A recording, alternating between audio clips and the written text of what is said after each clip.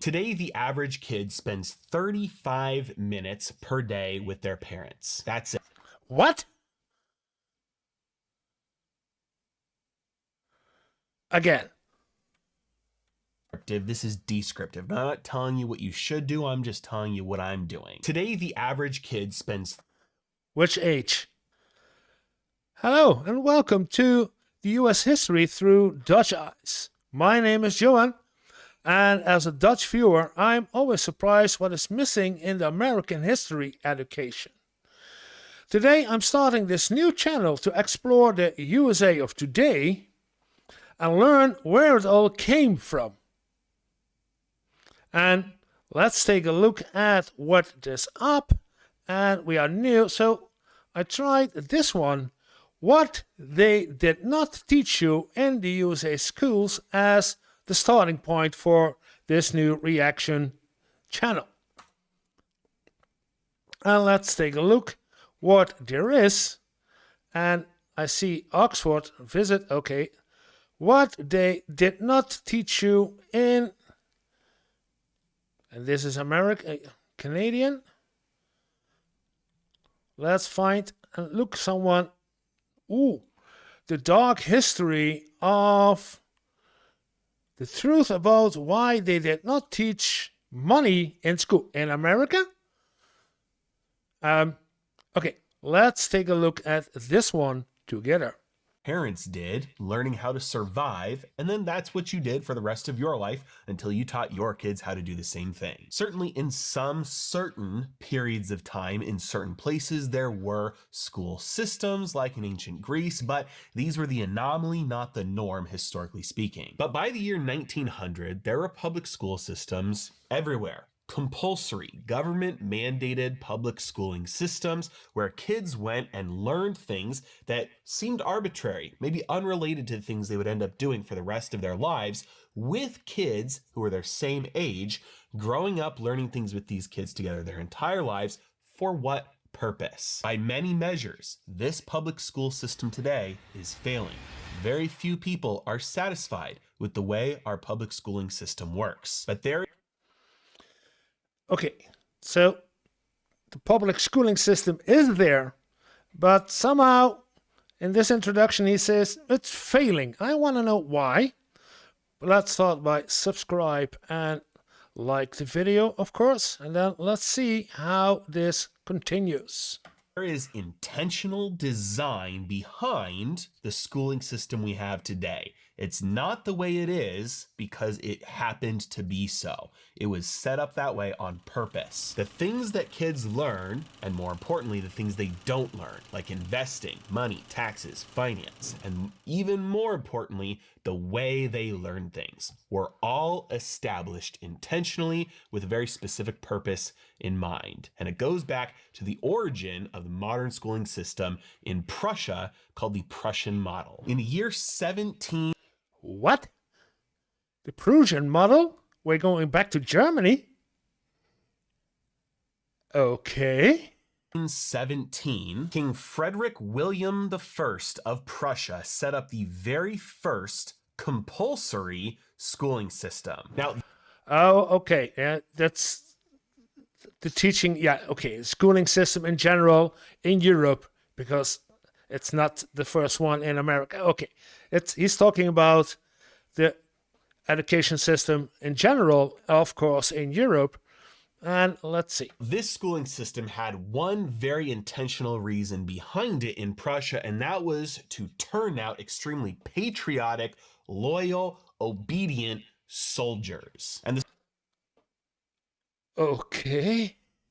schooling system was 100% designed around that. They developed standardized testing. They valued respect for authority over intelligently trying to problem solve and think your way through your own problems. They conditioned kids for boredom and monotony, made them sit in classrooms facing one direction for long periods of time with very little breaks, had bells to signal when it was a time that you were allowed to move from one place to another, dark, boring hallways, prison-like buildings, standing standing in line, the inability to play outside of very specific hours, even PE, physical education, all designed to churn out like a factory a loyal, patriotic citizenry that was primed for war. Soldiers. This schooling system was filled with propaganda about the country, the state being more valuable than the family, so that when they called on you to go to war and leave your family behind, you would think it was good. Everything was about uniformity, the uniformity in the grading system. You're just one student that sits in a desk that stands in line. Even school uniforms themselves, all designed to prep these Prussian kids for military service. Now,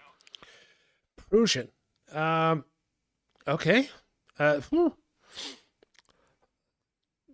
It sounds more like a boarding school, I believe it's called. Oh, wow.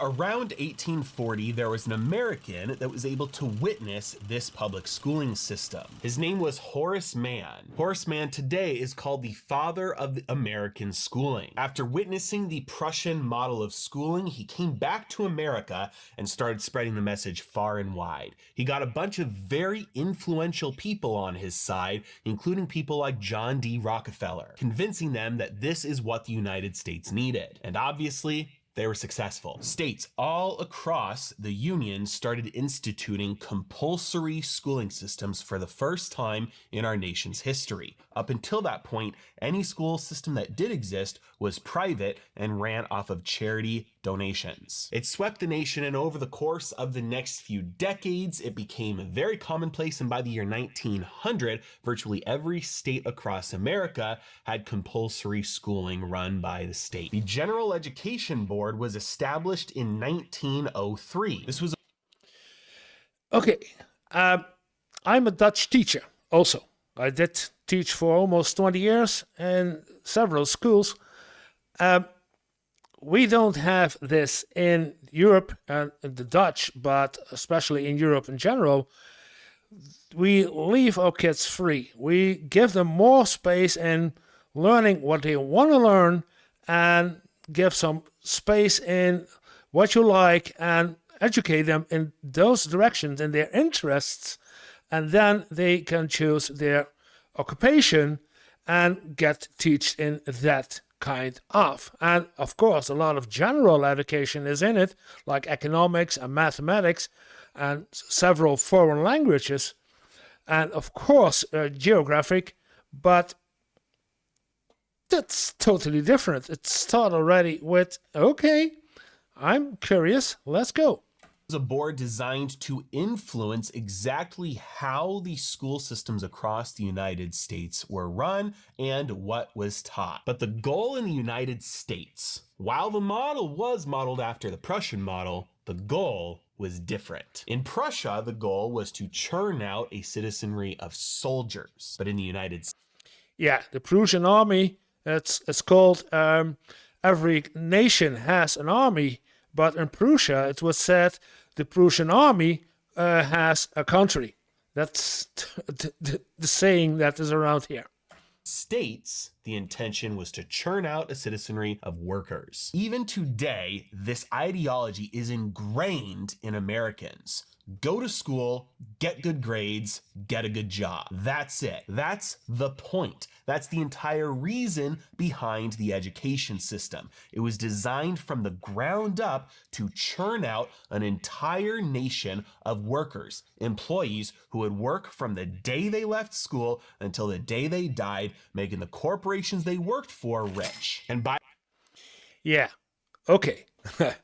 If this is really true, I will hear you from the comments. I will read the comments and let me know if this is really accurate, true, but I believe it because I've seen this, and if I see other videos about the life and the work-life balance, the work-private balance, and compare this with what we have here in the Netherlands and in Europe in general, we have the saying that we work to live. And in the United States, I get more and more the impressions that it is we live to work. And the work-private balance is over. That's even when I see the current president and the previous president, those guys, those men, there's no longer guys, those men are in the ages of 70 and over. Uh, when you are here in Europe and the Dutch, but in Europe general again, when you're over, let's say 67, 68, maybe 70, nah, then you're out. You're done. You're finished. You have done your duty to the public, and you are allowed to enjoy your final days, the last 20 years, hopefully last 15 years, with the money you earned, and have fun, enjoy life. But what I hear in the United States, and the last president, Biden, was 84, and Trump right now 78, I believe. So why? But yeah.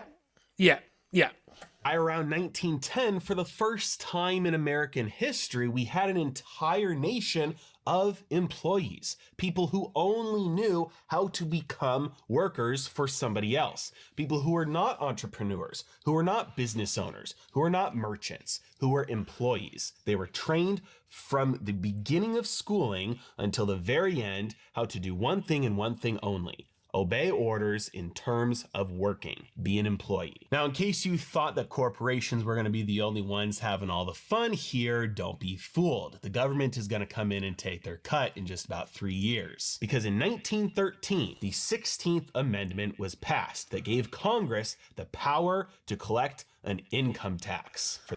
Yeah, that's something I want to learn too in the next couple of videos or so. All those amendments in the United States Constitution, I hear a lot about it, so maybe I can find some videos about that one too. But okay, the 16th Amendment: the Congress shall have power to lay and collect taxes on incomes from whatever source derived, without apportionment among the several states, and without regard to any census or enumeration, if my English is still correct. For the first time, right as soon as we have an entire nation full of employees that are now working for other people for their entire lives, we now come in and tax it. So now, with corporations and governments in bed together. Okay, this is the tax rule, and taxes is overall. We have taxes in Europe. We have tax. We have to pay tax in Europe, of course, too. But okay. There is no stopping this nationwide factory that we call public schooling, pumping out lifelong workers. This is why today, when you see people who get the best grades, they're not the people that go out there and start companies, that are entrepreneurs, that are founders, that are CEOs, that go out there and change the world. The people who get the straight A's, the A's and B's, they're the best employees. That makes sense, because when you go to school and you get good grades, you're the person that doesn't fool around for the most part. You're the person that pays attention in class, respects and listens to authority. You do what you're told. You're able to collect information and regurgitate it.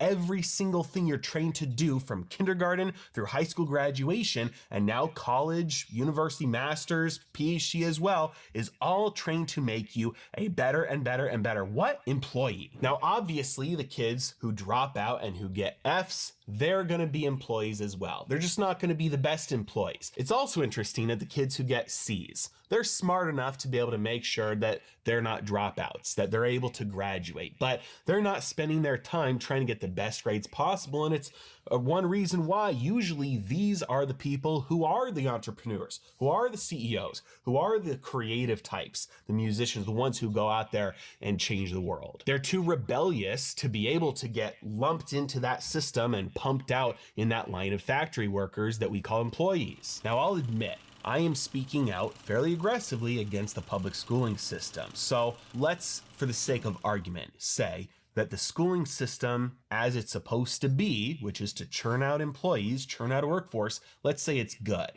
Even if you say that that is a good thing, in America today, that system is failing. In the Program for International Student Assessment in 2015, the US placed 38th out of 71 countries in math and 24th in science. And since the 70s, yeah, that's what I hear a lot. the knowledge of reading and mathematics, but also in other countries and living in a bubble is what I hear a lot from everybody. And I want to know, how does this became? How did they became this narrow thinking? But yeah, okay, let's see. 70s, there has been no improvement in reading, slight improvement in mathematics, but in recent years, it has been dropping off a cliff. Very simply, the public schooling system in America is failing even at its intended purpose, which is to churn out employees. And before you start crying to Uncle Sam for more handouts, it has nothing to do with how much money public schools are given. From 1970 through 2017, the amount in inflation-adjusted dollars that public schools have been funded with per student has increased 152%, whereas teacher salaries have only increased 8%. Oh, okay. No way. Oh, okay. So the government is continuing to throw more and more dollars, inflation adjusted, so in real dollar terms, this is way off the charts, more and more money at the problem, and it's not doing jack. This is what happens when the government throws money at a problem, just like healthcare. This is why the healthcare chart looks very similar, where you have the amount of spending on healthcare growing right in line. Wait, yellow are the administrators and red are the actual physicians? What they get paid, if I'm correct? Oh, it's, yeah, okay, 2009. Okay. Line with the number of administrators, while the number of physicians has been stagnant. Now look, I 100% believe that there are certain teachers that should be getting paid a lot more. The best basketball players in the world get paid more than the next 100 basketball players combined. The 10 best CEOs in the world get paid more than the next 100 CEOs combined. The 10 best musicians in the world get paid more than the next 100 musicians combined. The 10 best movie stars, the 10 best everything. All the way down the list, it happens everywhere. So the 10 best teachers in the world should be getting paid more than the next 100 teachers. What world? I hope the world is the world, the actual planet, and not the world as being the United States as the world. I'll go even one step further. The person in the world who is the best at teaching organic chemistry to juniors in high school should be teaching every junior in high school organic chemistry. The person in the world who is best at teaching 5-year-olds how to read chapter books for the first time should be teaching every 5-year-old how to read chapter books for the first time. Teaching, just like anything else, should be a winner-take-all, and they should be multi-millionaires. But it doesn't happen that way because the goal is not to get kids really good at math who want to be good at math, and the goal is not to get certain kids really good at engineering or certain kids really good at finance or certain kids really good at anything. Yeah, that's what I said right a couple of minutes ago. In Europe, we do this. It's like, you want to be an engineer, then we're going to support you all the way up. Then you're really going to be an engineer, or a good engineer, or a very good engineer if you want to. So yeah, we support our kids. To churn out employees. And you know this is what would happen naturally because of competition. Simply look at the platform that you're watching this video on right now. One science channel called Veritasium has 13.7 million subscribers, regularly getting millions of views per video. If you know anything about that channel, if you've ever watched their videos, they're pretty in-depth scientific videos. The free market has created literally a free education solution where people can learn about anything they want for free, and the people who are best at it are getting all the attention and a lot of money for it. And even if you don't like YouTube as a free education example, there are also books, which are a very low-cost education example, and the best books get read by the most people. There are also all sorts of online academies like Skillshare and Udemy, coding schools and math schools, and all sorts of things out there. Competition breeds excellence and makes it cheaper. But even if you think that we can't go pure free market with education, what happens if you just introduce a little bit of competition to the public school system? Well, the answer Whoa. Huh. Yeah. Do we have this in Europe? I'm thinking, do we have competition? Yeah, we do. We do. Because it's all about getting the students, and who has the most students or more students.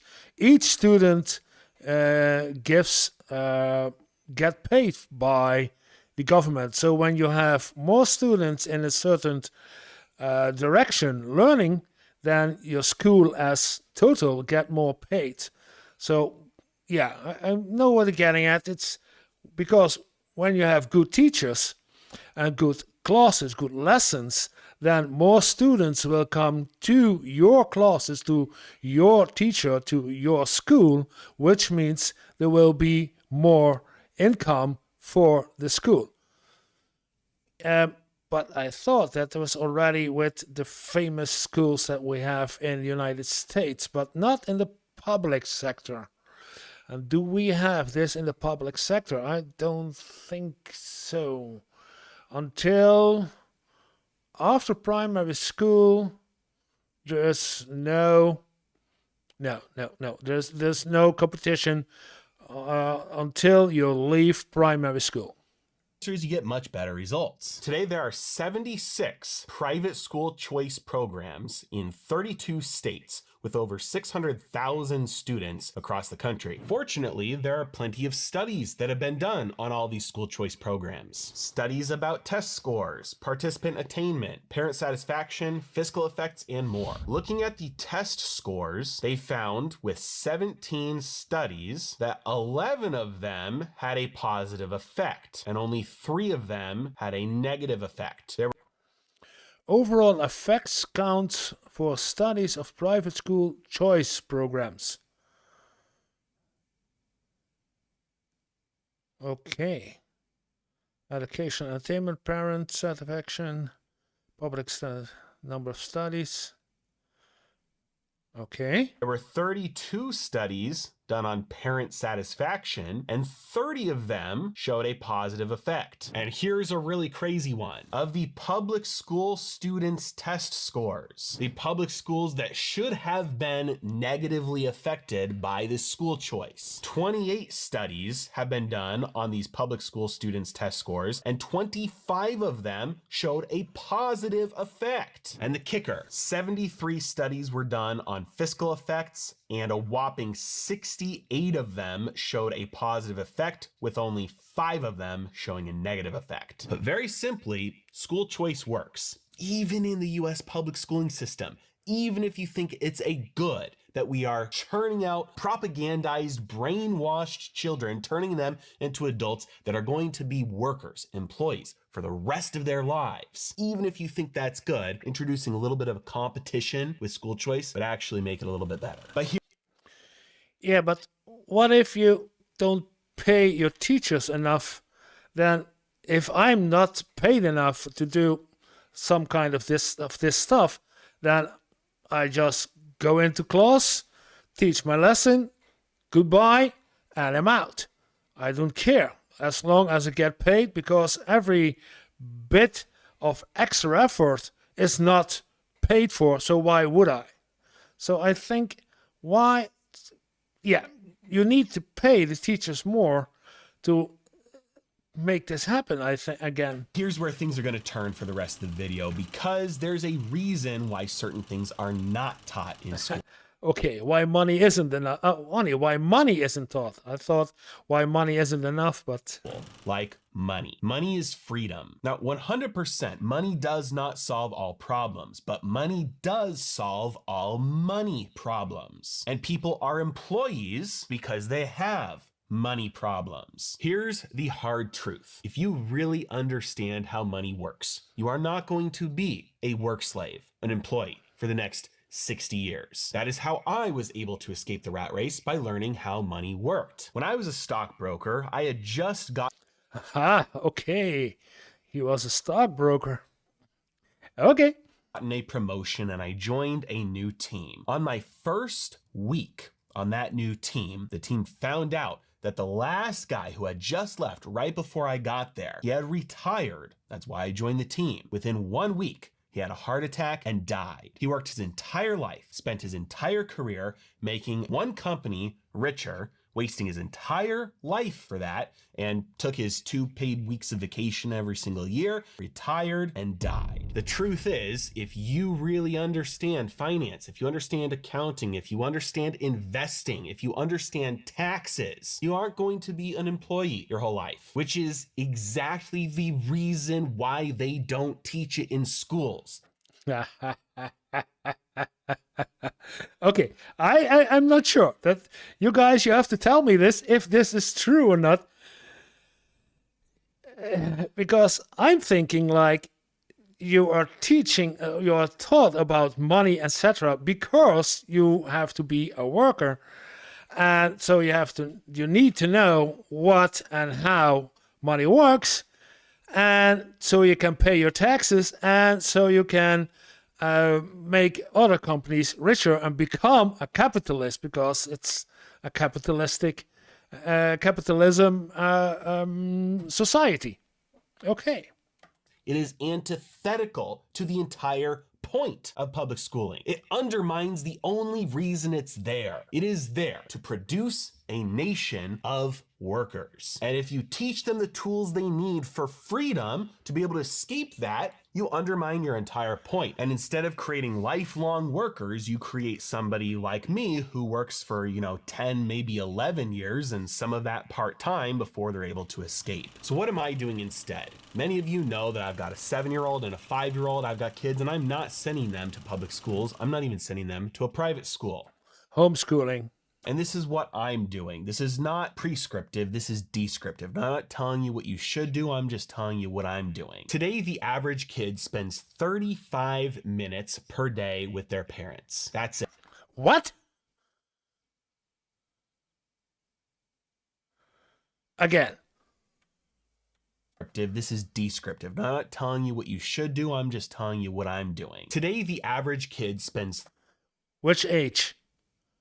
How old? 35 minutes per day with their... Because their parents working? Their parents. That's it. 24 hours of the day spent sleeping, spent with other kids, other adults, other people, doing other things. 35 minutes with their parents.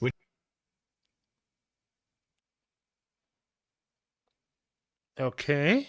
Which means that for most parenting that happens to children today, that's done through 2 things: media and schools. And we already know what the school is trying to do, and many of us know what media is trying to do as well. So for me personally, I would rather be the one that gets to raise my kids, so we are homeschooling. Now look, I understand. It's a huge responsibility to do that, and not everybody, in fact, most people I would probably say could not do that. But my wife and I were pretty intentional about the early years of our marriage together that put us in a position where we were able to do this.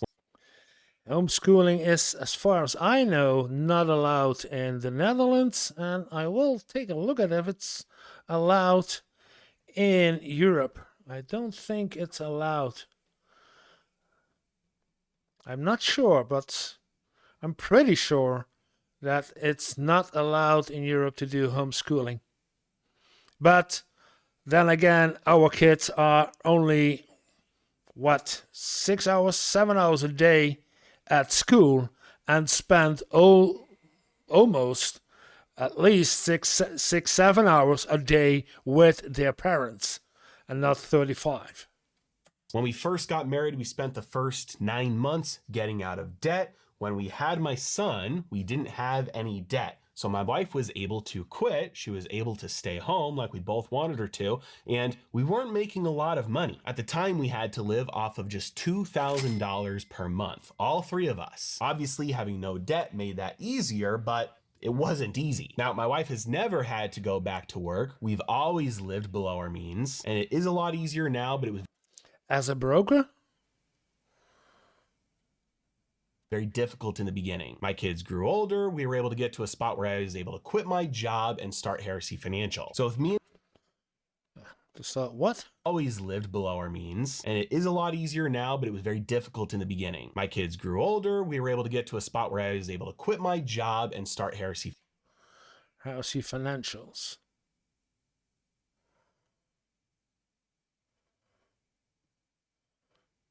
Make more, save more, give more.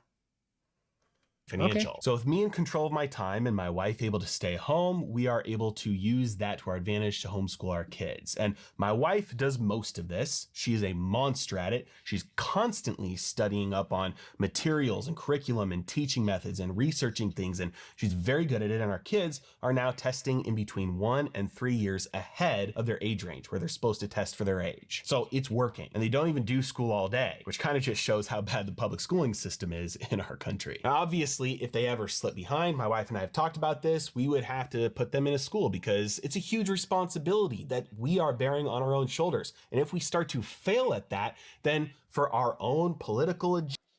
And how does this work in the United States? Do you get a curriculum or a series of I don't know, guidelines? You should teach your children this, this, and this by that and that age.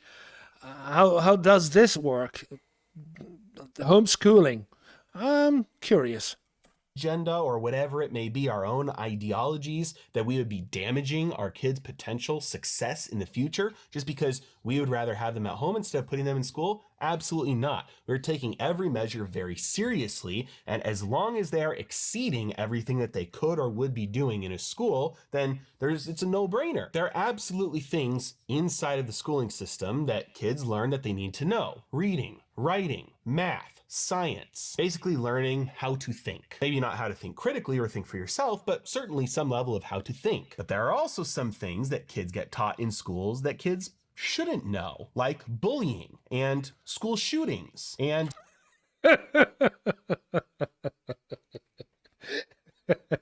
Okay.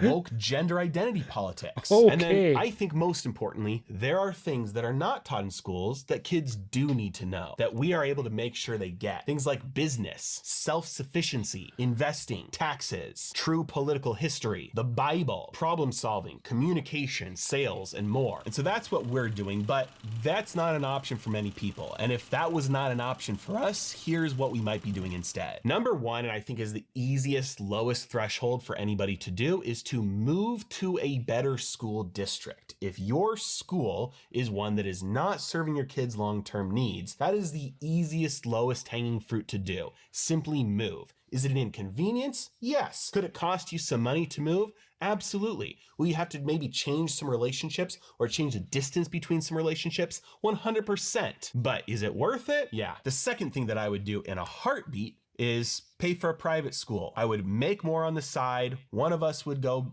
maybe back to work, learn a new skill, learn some sort of a thing that you need to get a promotion, get a certificate or a degree, or change your job or change your career.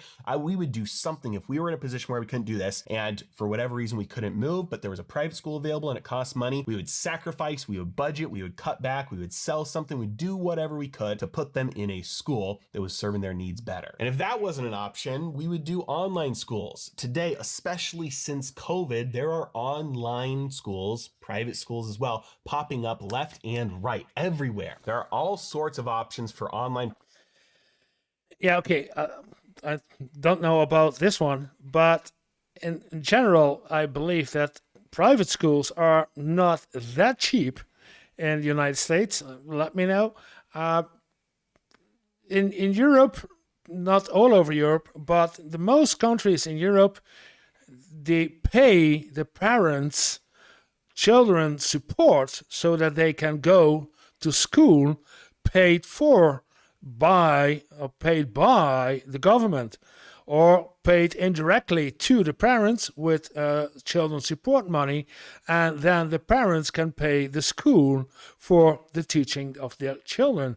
I don't know how this works in the United States, but I believe it's very expensive to go to a private school. private school, even for grades K through 12. All you'd have to do is Google online private schools in my state and start your search from there. There's even one called the Acton Academy at actonacademy.org that features adaptive game-based programs for their core skills. Game-based programs for core skills. Socratic discussion to strengthen critical thinking, hands-on real-world projects, and life-changing apprenticeships. In K-12, I believe it's for the kids until they are 12. And Socratic discussions for critical thinking. Long story short, there are all sorts of new options popping up left and right for traditional schools, private schools, and alternative styles of schools, both online, fully self-sufficient, video-based, or curriculums or aids for homeschooling. Co-ops are becoming more popular as well, and as time goes on, and as the American schooling system starts failing more and more, these options will become more and more abundant. As always, thank you so much for watching. Have a great day. Okay.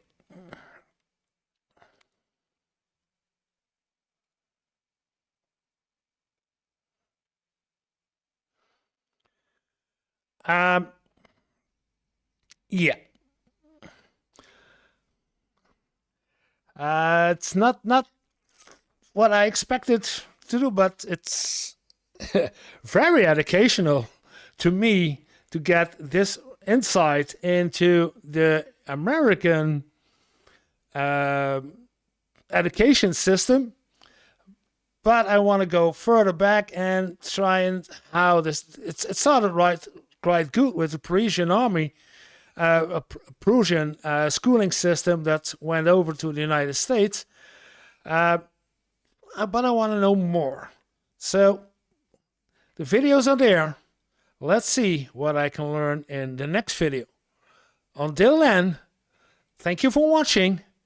Like and subscribe. I'll see you guys in the next one.